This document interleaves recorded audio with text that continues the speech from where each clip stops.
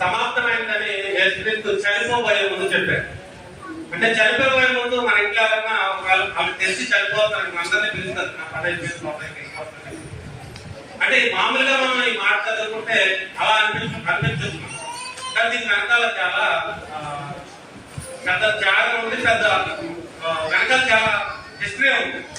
అదేంటంటే సమాప్తమైనది అని ఆయన చెప్పడం వెనకాల ఉద్దేశం. ఏదైనా మనం సమాప్తమైనదని అర్థం ఏంటంటే ఇంగ్లీష్ లో ఇట్ ఈస్ కంప్లీటెడ్ అని ఉంటుంది. English Bible it is completed, it is అదే వర్డ్ ని మనం అరామిక్ బైబిల్ లో చూసినట్లయితే ఇట్ ఈస్ అకాంప్లిష్డ్ అని ఉంటుంది. అకాంప్లిష్డ్ అంటే సంపూర్ణం చేయబడిందని అర్థం. అలాగే ఇట్ ఈస్ ఫినిష్డ్ అని ఉంటుంది హీబ్రూ బైబిల్, అంటే పూర్తి చేయబడింది. ఏం పూర్తి చేయబడింది అంటే ఏదో ఒక పని పూర్తి చేయబడి ఉంటారు, ఆ పని కోసమే చెప్పాడు. అంతే తప్ప నేను చనిపోతున్నాను కాబట్టి సమాప్తమైందని చెప్పలేదు. మన వాక్యం డైరెక్ట్ గా చదివితే మనకు అదే అర్థమవుతుంది. వాక్యాన్ని అర్థం చేసుకుంటే దాని వెనక మీనింగ్ అర్థమవుతుంది, దాని అర్థం వెనక అర్థం. కాబట్టి ఆయన ఏం చెప్పాడంటే ఒక బైబిల్లో అర్థం ఏముంది, సంపూర్ణం చేయబడింది. ఒక బైబిల్లో అర్థం ఏముంది, పూర్తి చేయబడింది. ఒక పని పూర్తి చేసుకోవడం ఉండాలి. నేను రెఫరెన్స్ చూపించి అంత టైం లేదు కాబట్టి రెఫరెన్స్ ఏమి చూపించను, కావాలంటే చెప్తాను, రాసుకోండి కదా. తర్వాత కావాలంటే నాకు పర్సనల్ అర్థం అడిగి చెప్తాను, ఎందుకంటే చాలా తెలుగు చదివిస్తామని. కాబట్టి ఏం పూర్తి చేయబడిందో ఆయన అడుగుదాం. మనం లోకసువార్త 2:49 చూద్దాం. ఇయ్యొద్దు ఎవరు పస్కా పండుగ కోసం ఆయన ఎరుసలేం వస్తాడు. ఎరుసలేం వచ్చినప్పుడు ఆయన తప్పిపోతాడు. సందర్భం చెప్తున్నాను. తల్లిదండ్రులు ఆయన ఎత్తుతారు. ఆయన ఏమంటాడు తల్లిదండ్రులతో ఉత్తమం కామాట, మీరు ఎందుకు నన్ను వెతుకుతున్నారు, నేను మా తండ్రి పనుల మీద మీరు ఎదుగుతారా. అంటే ఆ పని ఏంటి, సమాప్తమైందని ఆయన సిలువలో చెప్పిన పని ఏంటి, తండ్రి పని. మనం అర్థం చేసుకోవాల్సింది ఆయన ఏ పని మీద వచ్చాడు భూలోకానికి, తండ్రి పని మీద వచ్చాడు. సరే తండ్రి కుమారుని భూలోకానికి ఎందుకు పంపాడు మనం చూద్దాం. గలతీ 4:4 చూద్దాం. కాలం పరిపూర్ణమైనప్పుడు దేవుడు తన కుమారుని పంపింది. ఎందుకు పంపడం కూడా చూద్దాం. మనము దేవుని ప్రేమించమని కాదు కానీ తానే మన పాపములకు ప్రాయశ్చిత్తం ఉండుటకు తన కుమారుని పంపాను. ఇందులో ప్రేమ ఎందుకు పంపాడంట, మన పాపాలకి ప్రాయశ్చిత్తం. ఫస్ట్ సమాప్తమైందని చెప్పిన మాట ఏంటి, తండ్రి కుమారుడు ఏం పని, తండ్రి పని మీద చెప్పాడు. తండ్రి ఏ పని అని చెప్తున్నాడు, అది పాపాలకి ప్రాయశ్చిత్తం చేయడానికి ఎవరిని పంపాడండి, కుమారుడు. పాపం ప్రాయశ్చిత్తం ఏంటండి, పాపం ఎంత మధ్యలో అంటే మనం కుమారుడు ఏం చెప్పాడు, నా తండ్రి పని మీద చెప్పాడు. తండ్రి ఏం చెప్పాడు, పాపాలకు ప్రాయశ్చిత్తం చేయడానికి వచ్చినాడు. కాలం ప్రారంభమైనప్పుడు ఆయన పంపాలని చెప్తున్నాడు. అది ఎప్పుడు 12 ఏళ్ల వయసులో చెప్పాడు ఆ మాట, నేను నా తండ్రి పని మీద ఉండాలని మీకు తెలుసు. కానీ అలాగే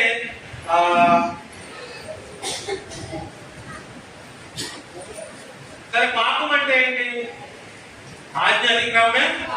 చదువుతానంటమ్మా కొంచెం పాపం అంటే ఏంటంటే ఆజ్ఞ అతిక్రమమే.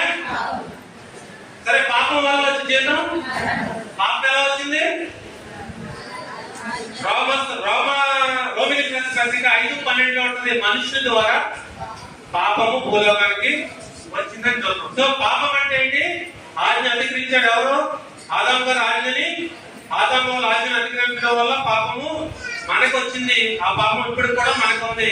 సో ఈయన అన్నాడు కదా, పాపానికి పరిహారాత్మకంగా ఉండడానికి కుమారుని పంపాలని చెప్పారు కదా దేవుడు. సో ఆ పాపం ఎలా వచ్చింది, పాపానికి ఇప్పుడు పాపం ఎలా వచ్చింది, ఆదాము అవ్వ ద్వారా వచ్చింది. ఆ పాపం ఏం చేసిందంట, దేవుడికి మనిషికి దూరం చేసింది. అంటే ఇప్పుడు ఒకవేళ ఆదాము గారు కనుక అవ్వగారు కన్నా పట్టు తెలియకపోయింటే డైలీ సాయంకాలం మనం దేవుడితో ఆడుకునేవారు. చదువుకున్నాం కదా మనకు తెలుసా. అది ఏం చేశాడు దేవుడు, ఐదో తోటలోకి వచ్చి కదా. అంటే ఇప్పుడు మనం ఎందుకు ఆడుకోవట్లేదు దేవుడితో, నేను పాపిని నాయన, నాకు అర్హత లేదు నాయన. కుమారుడిగా ఉన్న మనం అర్హత లేని స్థాయికి ఎందుకు వచ్చేసామంటే పాపం. ఆయన అంటాడు కదా, అందుకే రక్షించినట్టున్నట్టు నా చేతులు కొంచెం కాలేదు, విననేరకున్నట్టు నా చెవులు మందం కాలేదు.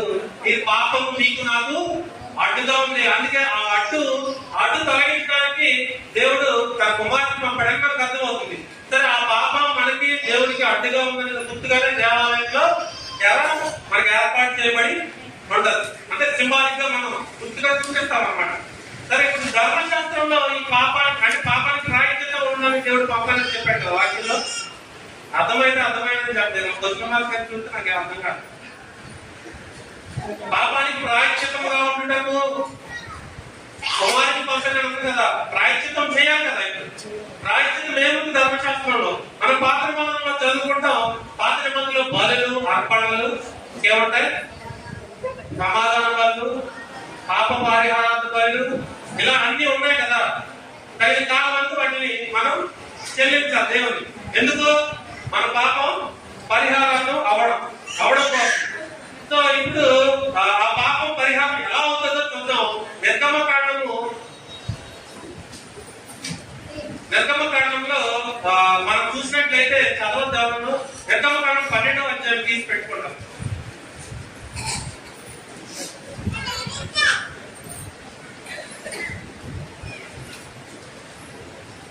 నిర్గమకాండం 12వ అధ్యాయం చూసినట్లయితే అక్కడ సందర్భం కనబడుతుంది.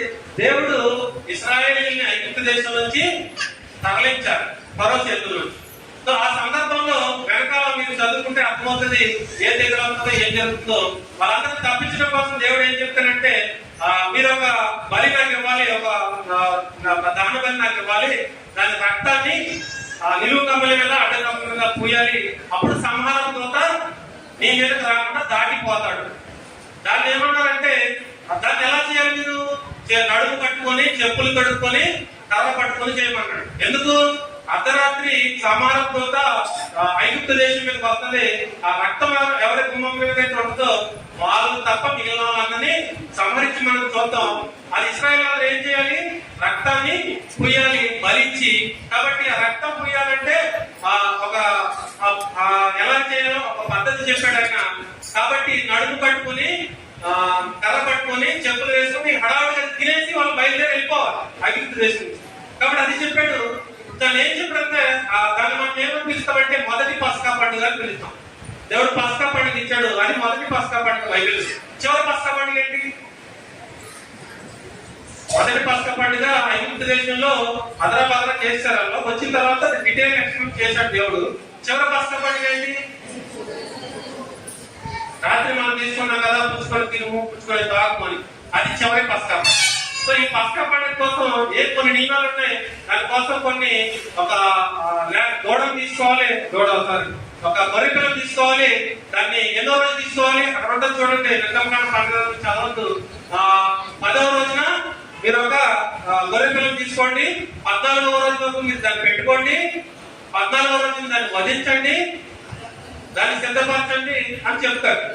సో అదే రీతిగా కొన్ని లక్షణాలు చెప్పాడు. 10వ రోజున సెలెక్ట్ చేసుకోవాలి, 14 రోజులకు వేపాలి, దాంట్లో లోపాలు ఏమైనా ఉన్నాయో అని చూడాలి.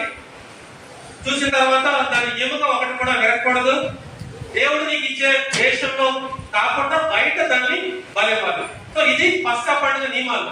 సో ఈ పస్కా పండుగ మనం క్రీస్తు బలియాగంలో మనం చూసినట్లయితే దేవుడు యెరూషలేములో ప్రవేశించిన రోజు మొదటి నెల, అంటే అబీబు నెల చెప్తారంట. అది వాళ్ళకి మొదటి నెల. మొదటి నెలలో 10వ రోజున ఆయన ప్రవేశిస్తాడు. దాన్నే మట్లాది వరకు మనం పిలుస్తాం. ఆయన గొర్రెపిల్ల, ఒకవేళ గొర్రెపిల్లని ఇక్కడ 10వ రోజున మనం తీసుకోమని చెప్పారు కదా. ఆ గొర్రెపిల్లని యేసుక్రీస్తు అనుకుంటే 10వ రోజున గొర్రెపిల్లని ఇక్కడ తీసుకున్నారు. 10వ రోజున యేసులోకి వచ్చాడు. 14వ రోజు వరకు వాళ్ళు మేపాలి గొర్రెపిల్లని. ఇక్కడ 14వ రోజు వరకు ఆయన ఎక్కడ ఉన్నాడు? మందిరంలో ఉన్నట్టు మనం చూస్తాం. 4 రోజులు ఆయన మందిరంలో ఉన్నాడు. ఆయన లోపాలు ఎక్కడ ఉంటే చూడాలి. లోపాలు చూడడానికి 4 రోజులు మేపాలి. ఆ 4 రోజులు శాస్త్రులు, పరిచర్యలు, ప్రధానాలు కలిసి ఆయన లోపం ఏముందని చూడడానికి, శోధించడానికి ప్రయత్నించినట్టు అక్కడ వాక్యంలో మనం చూస్తుంది. మనం చూడగలం. మత్తయి 22:15, 18 నుంచి తర్వాత చూసుకోండి. మీరు ఎందుకు నన్ను శోధించున్నారు అని దేవుడు యేసుక్రీస్తు వాళ్ళని చెప్తాడు. సో ఆయన లోపం ఏమీ కనపడలేదు అని ప్రధాన నాయకుడు మనకి చెప్పినట్టుగా, అలాగే రాజుగారు చెప్పినట్టుగా మనం చూస్తాం. నీ దేవుడని యెహోవా నీకు ఇచ్చిన దేశంలో నువ్వు దాన్ని అర్పించకూడదనుంది. యెరూషలేముకి కపాలం అనే స్థలం, అంటే గొల్గోతా అనే స్థలం ఊరికి బయట ఉన్నట్టు మనం హిస్టరీలో చూస్తాం. బైబిల్ కూడా అదే చెప్తుంది. యోహాను 19:20లో చూద్దాం. ఆ ఊరు బయట ఉన్నట్టు మనం చూద్దాం. కాబట్టి ఇప్పుడు ఇక్కడ ఏం జరుగుతుందంటే, పస్కా పండుగలో బలి ఇచ్చి పాప పరిహారాలను ఎలాగైతే దాన్ని బలియాగం చేసి పాపాలన్నీ వాళ్ళ మీద లేకుండా చేశాడు దేవుడు, అదే రకంగా దేవుడు పస్కా పశువు కింద మన కోసం ఆ సిలువలో ఆయన్ని బలిచ్చాడు. అందుకే ఒక్క మాటగా మనం చదువుకుంటాం, తండ్రికి ఏం చేస్తున్నారు మీరు ఇంకొక మీరందరూ సామాజికంగా కూడి ఆ పశువుని బలివ్వాలి, మీరు త్వరపడి దాన్ని తినాలి. అంటే త్వరగా సిలువ చేస్తారు. సామాజిక కార్యక్రమం త్వరగా చేసినట్టు తర్వాత రోజు సిద్ధపరిచలేను. ఇంకా ఈ పస్కా పండుగ ఎన్ని రోజులు అంటే 21 రోజులు జరుపుకుంటారు. ఇందులో మనం 14 రోజులు అంటే చెప్పుకున్నాం. మిగిలిన 7 రోజులు కూడా ఎలా చేయాలో పస్కా పండుగ చెప్పాడు. చేదు కూరలతో కలిపి కాల్చిన ఆహారం తినమంటాడు, పొంగలి రొట్టెలు తినమని చెప్తాడు. అది పక్కన పెడితే ఈ పస్కాలో ఏ విధంగా అయితే దాని గొల్లెపిల్ల రక్తంతో వాళ్ళ పరిస్థితులు అయ్యారో అలాగే వాళ్ళని పాస్ అవర్ ఫెస్టివల్ అంటారు. పస్కా పండుగని పాస్ అవర్ ఫెస్టివల్ అంటారు. ఎందుకంటే ఈ పాస్ అవర్ అంటే అర్థమైన తెలుగులో దాటి వెళ్ళిపోవడం. ఎవరు దాటి వెళ్ళిపోయారు? మరణము ఇశ్రాయేలుని దాటి వెళ్ళిపోయింది. అందుకే ప్రతి సంవత్సరం దీన్ని జరుపుకో, మొదటి నెల 10వ రోజు నుంచి జరుపుకోమని చెప్తాడు దేవుడు. అలాగే మనం ప్రతి సంవత్సరం కూడా ఈ దాంట్లో మళ్ళీ వస్తాను. ఇది జరిగింది కదా ఈ పస్కా పండుగలో. ఫస్ట్ మనం ఏం చేస్తాం, మన పాప పరిహారార్థం ఆయన పంపడం చూడు కదా.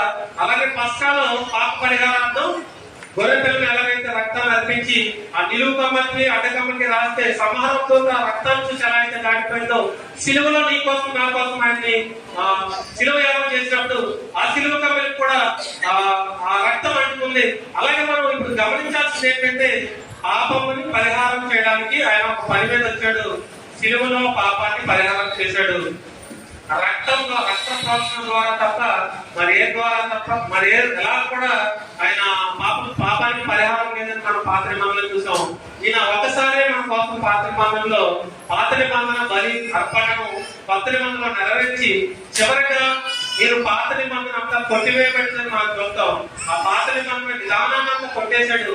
పస్కాని ఎలా చేయకూడదు చివరి పస్కాని అలాగే చేశాడు. ఆయన ఎలా చేశాడండి?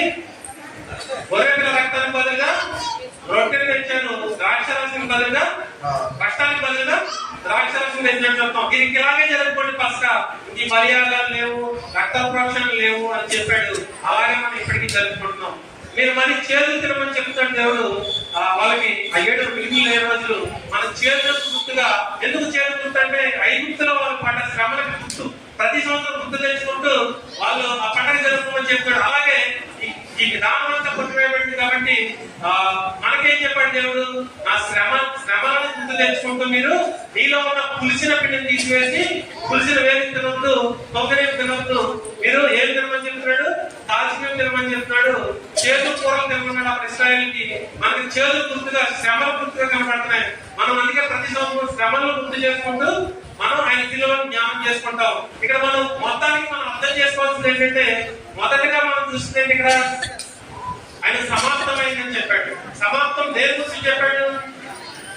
ఆయన తండ్రి పని మీద భూలోకానికి వచ్చాడు. తండ్రి పని ఏంటి? పాపానికి పరిహారార్థం చేయడం. పాపం ఎందుకు వచ్చింది మనకి? మన ఇద్దరికి మధ్యలో ఆజ్ఞను అతిక్రమించడం వల్ల పాపం వచ్చింది. ఆ పాపం ఏం చేసింది? దేవుడిని మనిషికి దూరం చేసింది. ఇప్పుడు ఏం చేయాలి? ఆ పాపానికి పరిహారం చేయాలి. ఇప్పుడు పరిహారం అంటే ఏం చేయాలి? అప్పటి వరకు ఏముంది? పాత నిబంధనలో ధర్మశాస్త్రంలో రక్త ప్రోక్షణ జరిగితే తప్ప పరిహారం లేదు. మనుషుల ద్వారానే పాపం వచ్చింది కాబట్టి మనుషుల ద్వారానే వెళ్ళిపోవాలి. అందుకే మొదటి ఆదాము ద్వారా పాపం భూలోకానికి వచ్చింది. యేసుక్రీస్తు ఏం చెప్తారు బైబిల్లో? కడపటి ఆదాము ద్వారా పాపం తీసివేయబడింది. మొదటి ఆదాము భూలోకానికి శ్రమం తీసుకొచ్చాడు, పాపం తీసుకొచ్చాడు. కడప ఆదాము ఏం చేశాడు? పాపాన్ని తీసివేశాడు. దేవునికి మనుషులకి మధ్య దూరాన్ని తీసివేశాడు. పాత నిబంధన నియమాన్ని చెరిపేశాడు. దేవునికి మనిషికి మధ్య ఉన్న అంతరాన్ని చెప్పేశాడు. ఇప్పుడు మొత్తానికి అన్ని పాతదంతా కొట్టివేయడానికి కొత్త దాన్ని ఒకటి చేశాడు. ఆ పాత ఏంటి? పాత నిబంధన. కొత్తదేంటి?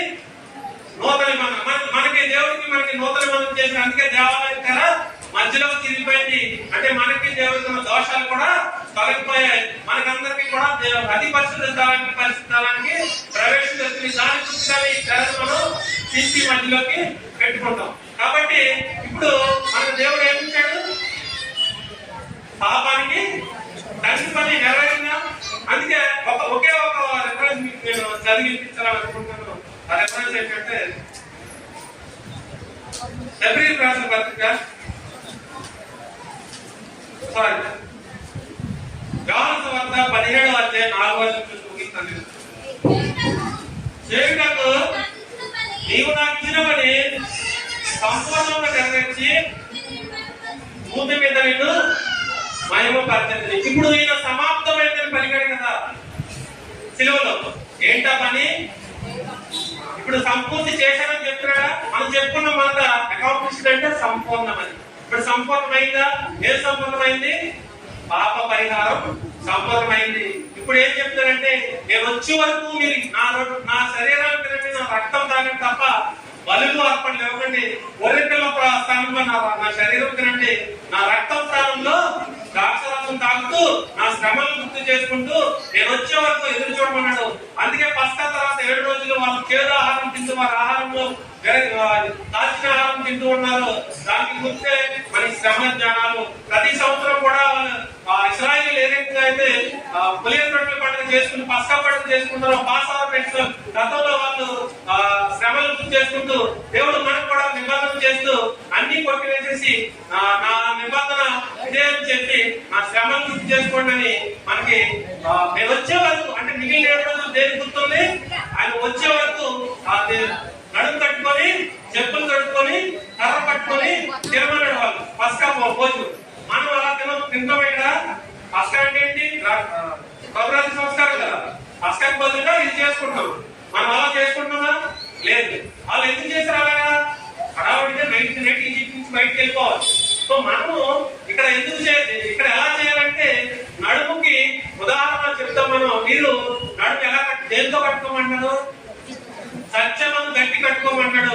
సత్యమను గట్టి కట్టుకొని సిద్ధ మనసును జోడు కట్టుకొని కర్ర దేనికి గుర్తు ఉందంటే, కర్ర యాత్రికుడికి గుర్తుగా ఉంటది. కర్ర దూర ప్రయాణం పూర్వం చేసినప్పుడు కర్ర పట్టుకుని వెళ్ళవచ్చు నడవలేక. ఈ కర్ర ఏ గుర్తు ఈ లోపలకు యాత్రికుడు అని గుర్తు చేస్తుంది.